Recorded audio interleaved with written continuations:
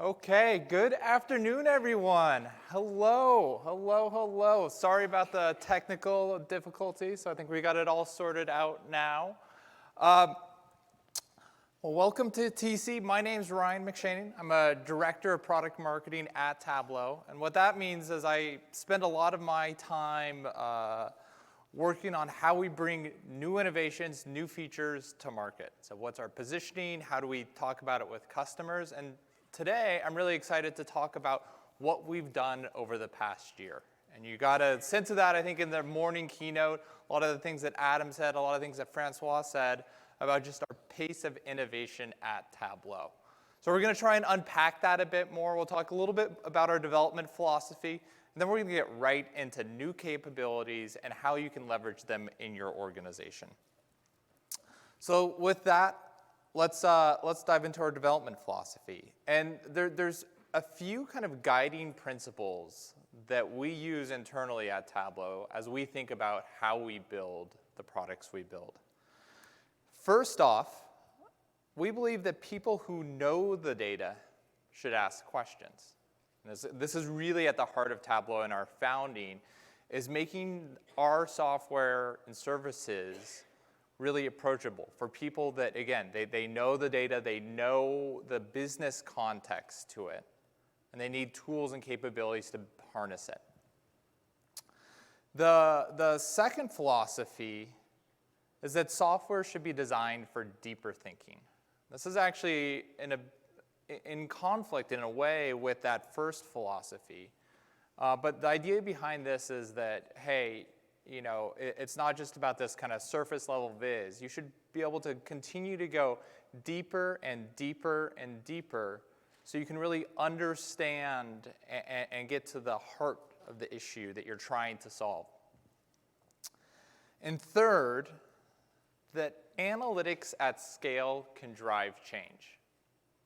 Now, it's great when an organization has a couple people involved that are very, analytically focused or a small group that, hey, we're using data to drive decisions. But it becomes magical when you've got an entire organization using data. And that requires a different set of capabilities to really enable that.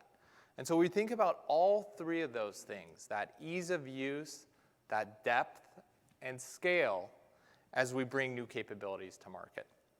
Now, we've also seen a dramatic shift in Tableau as a product and a platform and how our customers are leveraging it. So we go back to 2013.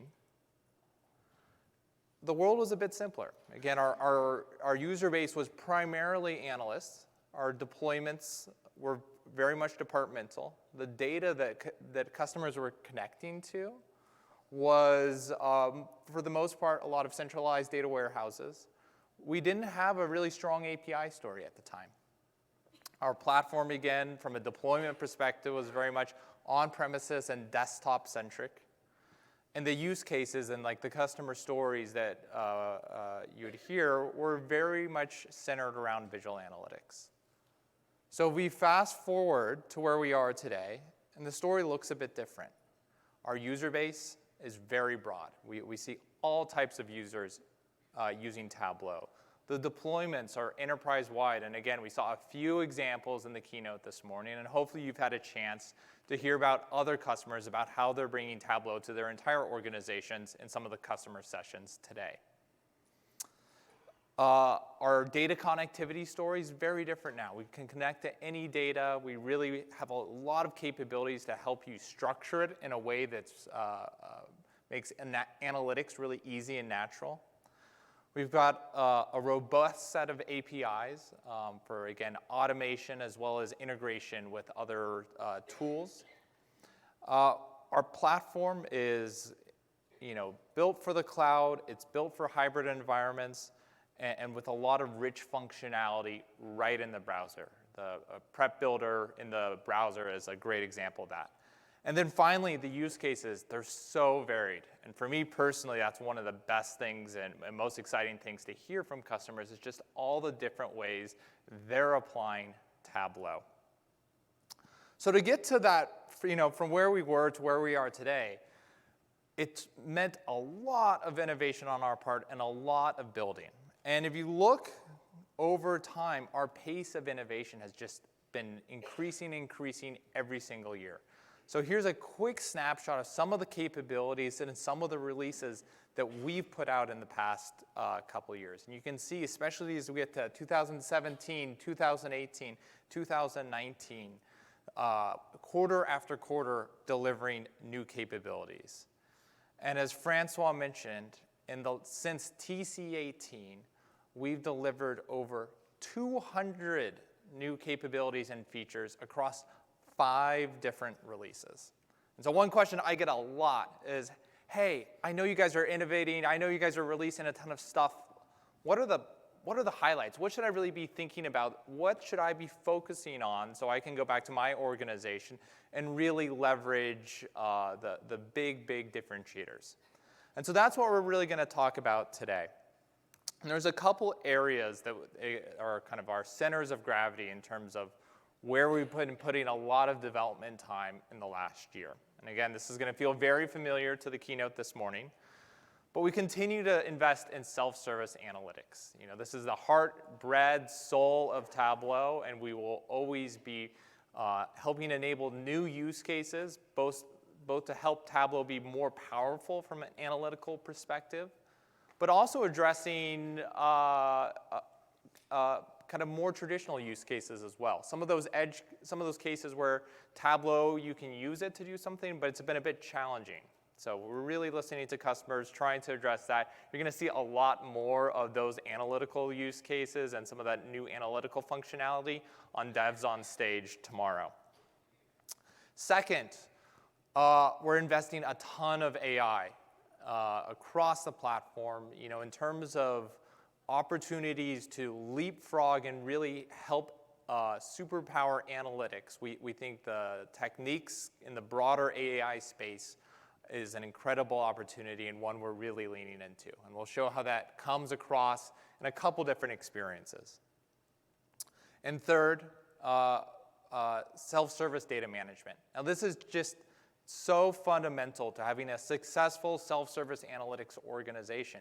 If you don't have a strong, agile data pipeline, and if you don't have a governance structure that supports that, it's really hard to have successful analytics because you're trying to analyze data that's just not in the right format, it's not operationalized, it's not fresh, so you're gonna have a hard time, again, like being able to build the types of, and ask the questions you wanna ask, and have trust in that data. And then finally, across all these areas, we're really thinking about enterprise use cases so that new functionality can be embeddable, that we have a rich set of APIs as we bring new functionality to market. Again, that all these features and capabilities are both for cloud deployments and on-prem, and we really think about everything from a enterprise-grade manageability, scalability, and security aspect. So with that, let's take a look at the highlights. And again, this is a snapshot of the 200 plus features, so it is just a microcosm.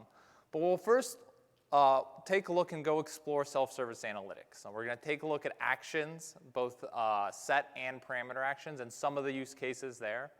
We're also going to look at table improvements. So again, that's one of those more traditional use cases where building tables, they can be really powerful, but they can be a challenge to build. So we've done a lot of work to make that easier. And then finally, we'll take a look at subscriptions as well.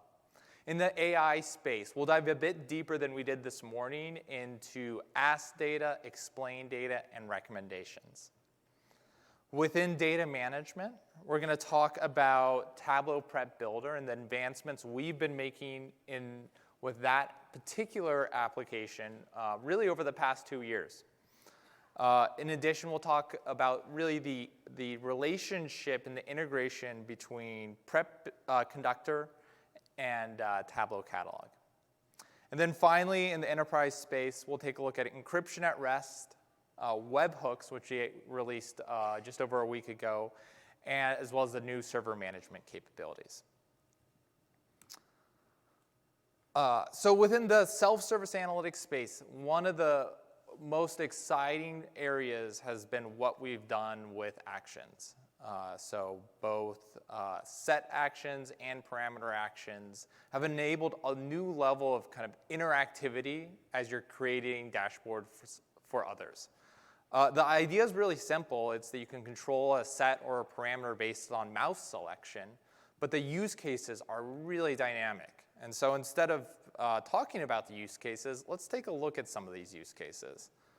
So we're going to transition over to Tableau.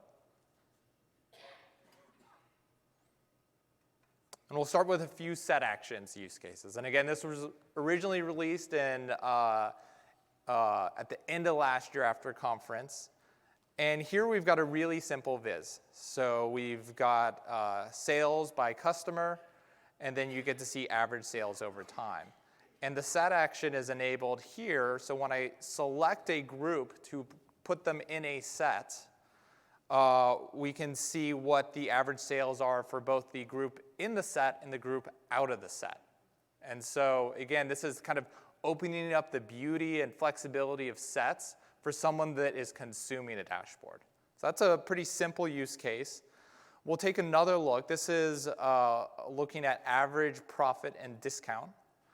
And when I select a group of marks, again, it's powering a calculation, so you're able to see average sales within that particular set.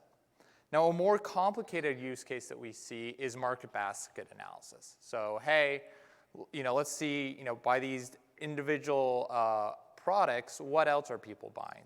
So by clicking on this tables, I'm actually, it is triggering that set action, and we get to see what other things they're buying. So what they're buying, binders or not, and so on. And again, these are really, really powerful, and think of them as building blocks. As you're creating vizzes, these can provide a new level of interactivity for your end users. Now, parameters, actions, it's a really similar concept, but it's based on parameters. So here we have a viz looking at the appreciation of cryptocurrencies over time. And we use a date calc to set the percent difference. And it's set off a parameter, and you can see here when I click on any point, it is changing that parameter and redoing that calculation to recenter where we're taking that percent difference from. Another example is using a parameter kind of as a guide for a deeper dashboard. So here we've got an example we're looking at. We've got a sales summary, so we're looking at discounting, profit, and sales. And the parameter is built off this top view here, and it instantly reorientates the rest of the dashboard if I want to look at discount or if I want to understand profit across all my other visualizations. Now, these are a few simple examples, and we've been really inspired by the greater Tableau community. So if you want to dive deeper, see some more other advanced use cases, take a look at Tableau Public. We've also got some great blogs on the space as well. And again, these are building blocks for more interactivity for your end users.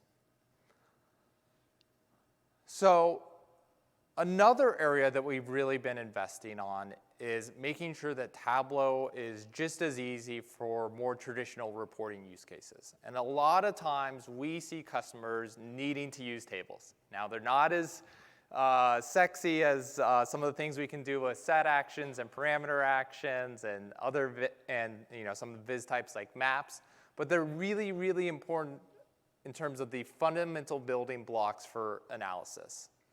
And again, we see them again and again, and it's simple. And there's one reason. They're just simple, they're easy to understand, and they put the data right front and forward. So within 19.4, we added support for up to 50 columns. So one of the things that people would run into is they would get to 15, They have this report, they need to get out for reporting needs, they need more columns, and they just hit this dead end where Tableau can't support it. So we listened, now up to 50. We also have a more intuitive sorting mechanism too, so that as you're trying to use sorting as a way to better understand these really big, these larger tables, that you've got some horsepower to back you up there.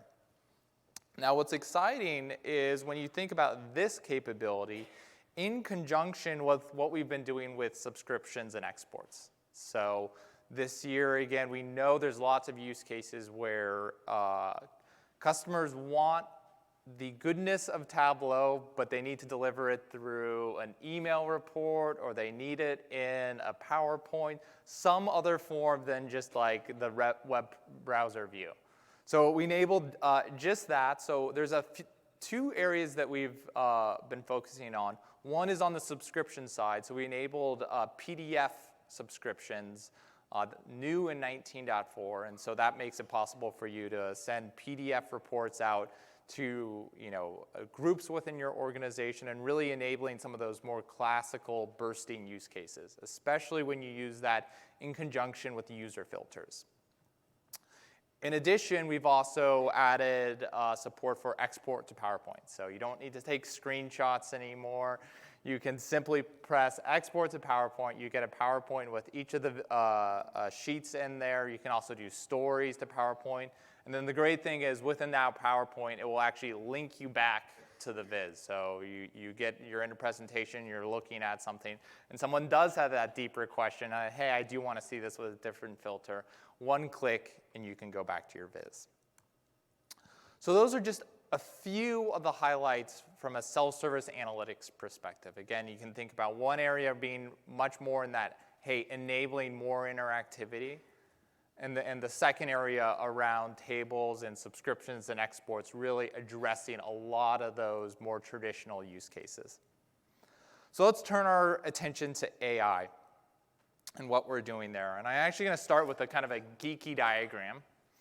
We're going to take a look at just kind of internally how, from an engineering and development perspective, how we think about the Tableau stack. This is what the stack looked like in 2016. And we didn't really have a lot of AI. We had a lot of incubation projects on it, but a lot of it wasn't built, or none of it was really in the platform itself. If we look at what our platform looks today, it's very different. So all the boxes in orange are components that we've got AI integrated right into that part of the stack. So you can see we've got a new consumption experience through Ask Data. The core analytical engine's got a lot of AI in it with explanations and our statistical engines. And then at the platform level, we've got it integrated with catalog, usage, and data tracking. So we're really trying to think across the board, how can we use these computer science techniques to really augment and superpower end users? So we're going to take a quick tour of some of those examples in action. So we're going to transition first to the web, and we're going to take a look at Ask Data. And again, this was released at the beginning of the year with 19.1. We showcased it again on stage. What I want to draw your attention to is, over the course of the year and through feedback from customers, we've been working to make Ask Data just simply more iterative, make it more natural, so that I can kind of just, if I want be able to simply get sales, I can get my sales. And again, right now we're looking at the Superstore data set. I think it should be familiar to a lot of people in this room. But we can then start to dive in and ask more and more iterative questions. So we can say, in California. And again, it will suggest what that looks like. And then we can look at in 2018. And you can see as my questions get more and more ambiguous, you'll see a couple different options pop up. And these cues, help us kind of marry up what's a natural, just what you would say conversationally versus what's the actual structure of the data. And then from here, you can see, we're starting to build this out, and you can see, each of these areas lets you then kind of go deeper into them. So, right now the states in California is essentially acting like a filter. So I can go back and if I want to look at all states, and then I can say, as a map.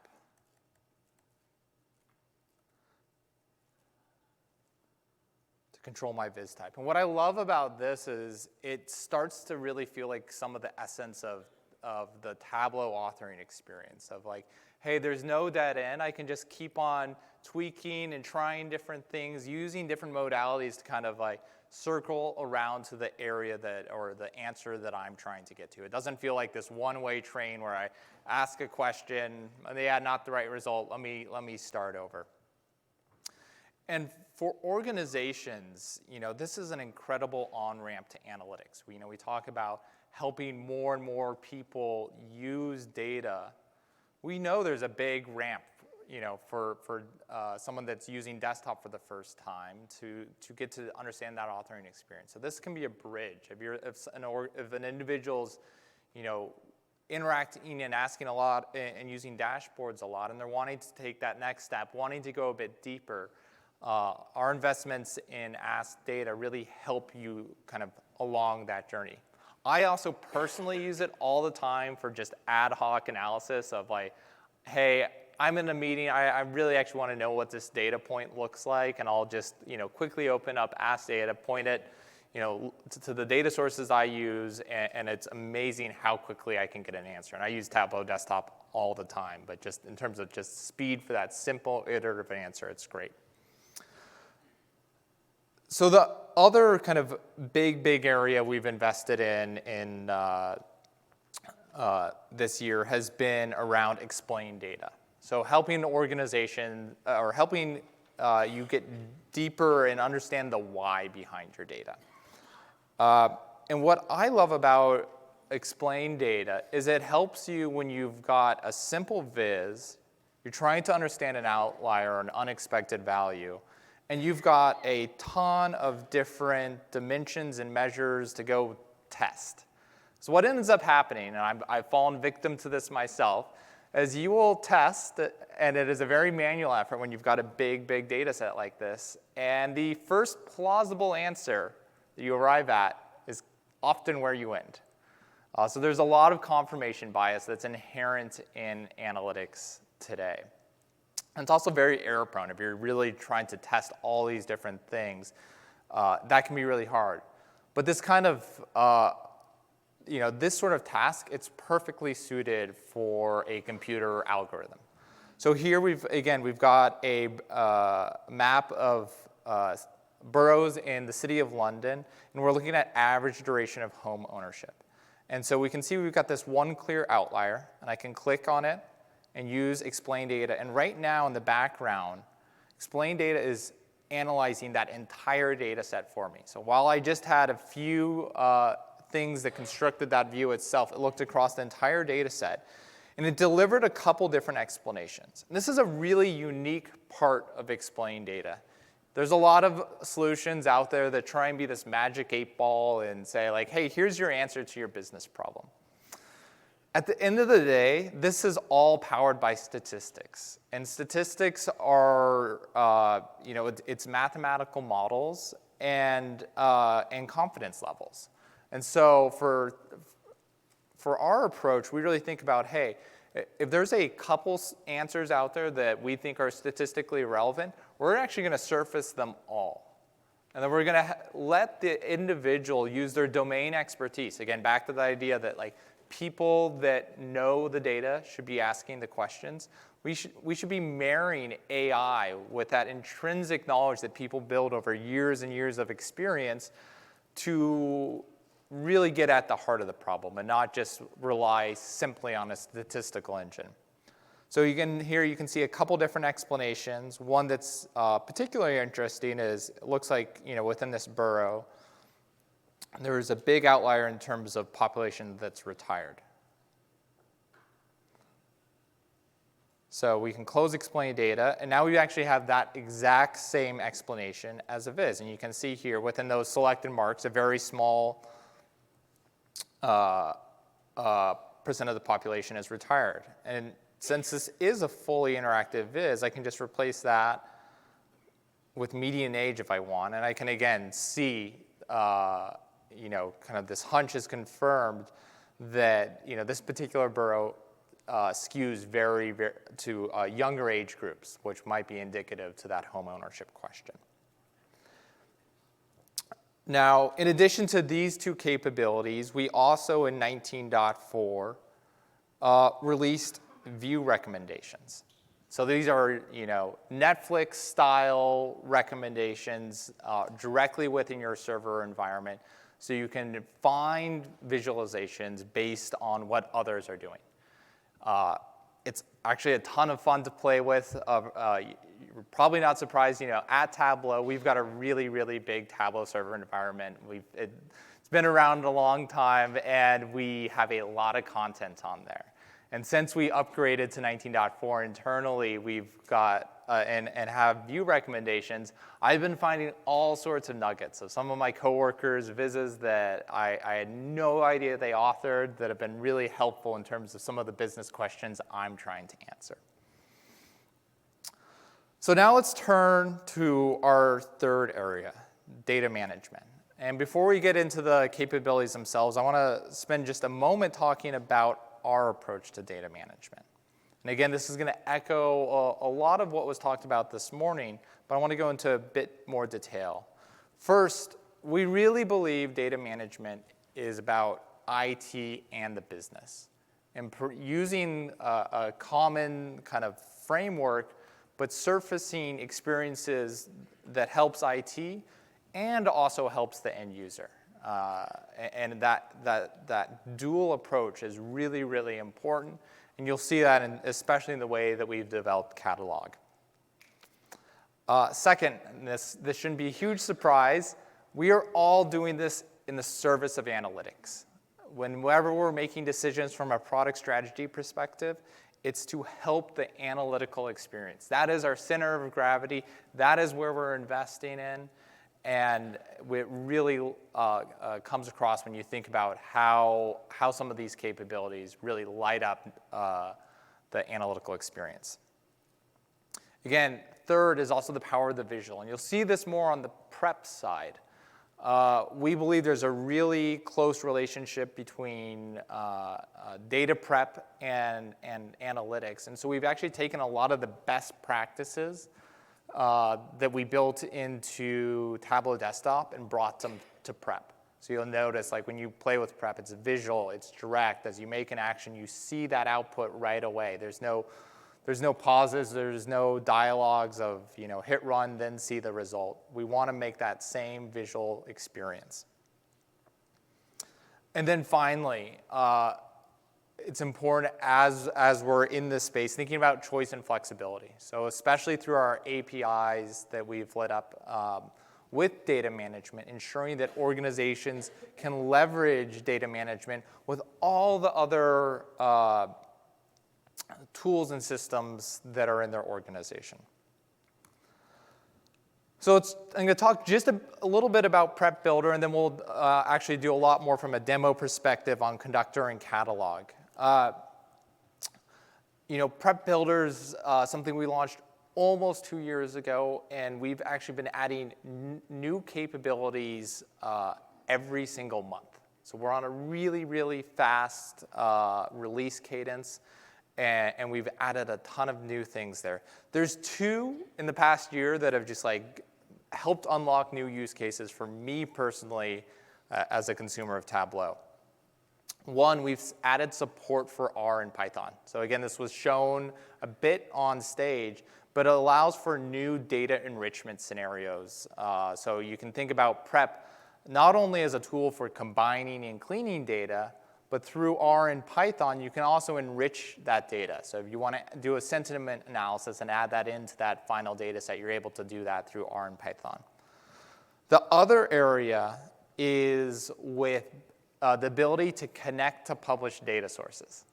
So this is, for me personally, at Tableau, we've got a great library of published data sources that have a lot of work done on them. They're really high quality. But for a lot of the analysis I want to do, I want to add just something to that data source, whether it's an Excel file or some other data source. And to do that today, you've got to use blends. And blends can be great for ad hoc analysis, but as you start to work with bigger and bigger data sets, they can run into some issues. And so with this capability, you can connect to a published data source and act just like any other data source in prep. So that's, again, opens up a lot of use cases for you to take kind of some already great work and being able to leverage it in a more flexible way. So let's shift focuses now to Catalog and Conductor, and really show the interplay between them. So again, Graham gave a high-level overview of some of the new capabilities we're bringing here, but I wanted to showcase how these products work together today. So you can see here, right here is a prep flow. So this was, again, you build it in Prep Builder and then publish it to Tableau server, and you're able to then run those flows with Prep Conductor. And what this does is, again, it helps from a centralization standpoint, and it also helps ensure that no one's up at 3 in the morning pressing run a bunch of times. I don't think anyone wants to do that. So here, again, you can see the connections that are involved, the scheduled tasks, the run history, and then you can also see lineage. So this is where we start to dive into the catalog space. And what Graham was showing earlier is, hey, with lineage, you start to see the impact. So if we decided we wanted to change our flow schedule, or if we wanted to change how this data source was connected, we can understand, again, both the upstream impact, the data sources it's creating, and the owners that are going to be impacted, so that we can go and email Graham directly. And this really helps organizations be more proactive in terms of the changes they're making to their data sources and their data structures and their definitions, and getting that information out so that there's a seamless experience from a kind of in dashboard author or dashboard consumer perspective. And we've certainly heard of customers that would essentially make a change and then see what nasty emails they got back. And we definitely want to provide tools so, again, people can understand that flow of data across their entire organization so that they can, again, be more proactive. But as I said earlier, Catalog and our investments in data management, it's not just for IT or data stewards. We think there's an incredible opportunity for the end user in establishing more trust. So one example of that is through data details. So here, again, we have a sales metrics dashboard, but we've got this new tab that we can pop open on the right-hand side, which shows data details. So we understand the data behind the viz. What's the story here? And you can, again, see that there's some data quality warnings, where it sees we have some corrupted discounting information. And you can understand when and how that's changing. And it's this visibility that helps individuals have more trust in the data. So that, while this is a great looking dashboard, if the underlying data is not right, it's kind of all for naught. And so again, this really helps reinforce that concept. The final area of Catalog I want to point out today is what we're doing with the connection experience. So, if you think about all the different data sources that are in an organization, it can be really challenging to find the right data source, especially if you're using a couple different technologies. And the connection experience in Tableau to date has been very technology-centric. So here's the classical connection experience within web authoring, and you first go select the technology, and then you can go find the table on sales data. Well, we think that's a bit backwards. hey, I want to know about sales data. I frankly don't care if it's in SQL Server or Redshift. And so with the visibility that we have within that comes with Catalog, we can simply then search for sales, and it's going to look across all these different technology types and find all the different tables that are related to sales. And so for organizations, this helps you find the right data and helps break down those silos that are inherent in different technology investments. So the last area we're going to talk about today is around enterprise. And this is a really important part. It's an area that, again, it is the fundamentals for any analytics initiative, is ensuring that you've got a really strong, secure, and managed platform. Now, there's 3 areas of investment that I want to highlight from this year, but it's an area of focus. A big portion of our dev team is focused on enterprise capabilities specifically. So let's start with encryption at rest. Again, this is a very simple feature to explain. We've enabled encryption both you can encrypt per extract or on the site level, but being able to encrypt any extract that's being stored at rest. And so from a security compliance perspective, this helps Tableau to be able to be used in a lot more scenarios. Also, we have within server management, we'll talk about in a second, we also have KMS integration. So if you want to use encryption at rest and you also used Amazon's KMS service, you're able to marry those 2 together. Second is webhooks. So again, we know when organizations are deploying Tableau, it's not, all by itself. It's often in concert with a lot of other technologies. And so webhooks is a way, it's an open standard and a way for Tableau to better integrate with some of these applications. And so there's certain different events, whether it's workbook publishing, refreshes that we have events for, and then they're able to trigger third-party services. And so a couple examples that we've built as proof of concepts internally off this standard has been around, putting messages within Slack around the availability of new content. Or if an extract refresh fails, that you can actually create, using webhooks, create a ticket in ServiceNow automatically so that an IT department could go triage it. And the final area I want to talk about is server management. So this has been a big area of investment for us over the last year. And as we've seen customers use Tableau in these bigger use cases where across tens of thousands of users, we've gotten lots of requests for very specific functionality. And so this idea is what has kind of manifested itself into server management. And there's 3 areas of focus. So first is manageability.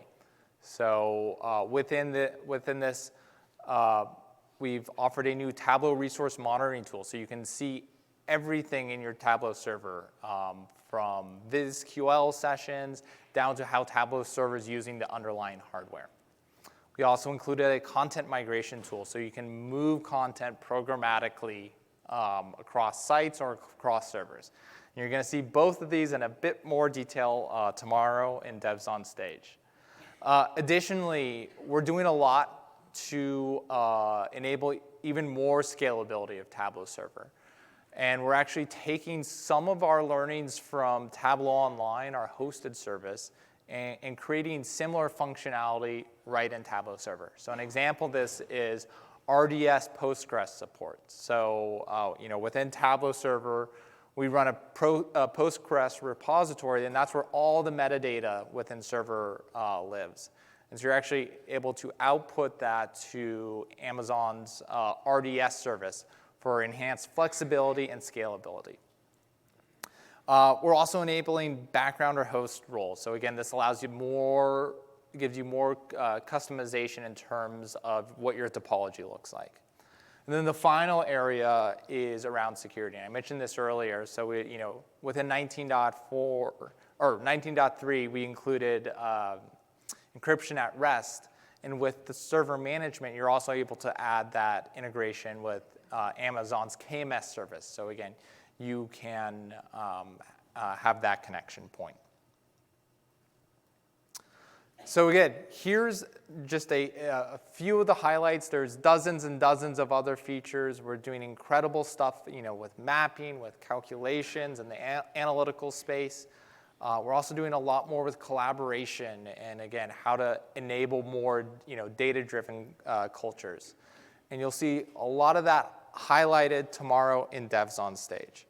So in terms of next steps, there's a few things I want to call out specifically. First, while you're here in Vegas, visit the Tableau showcase.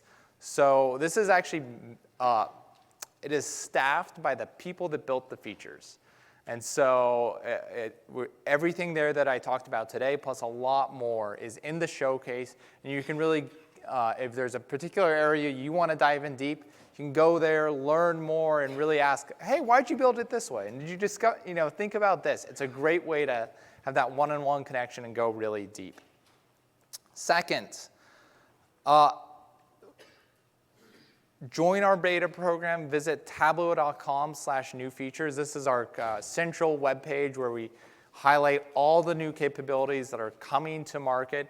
Right there, it's all in one place. And again, the beta program's a great way to get hands-on and trying them yourself. And if you're really interested in our development and API-focused capabilities, join our Tableau Developer Program. It's kind of a subset of our beta program, and it has a lot of extra special perks. So you get a free Tableau Online development site, early API access, connections directly to the engineering team. It's free to join. So go to developer.tableau.com to sign up.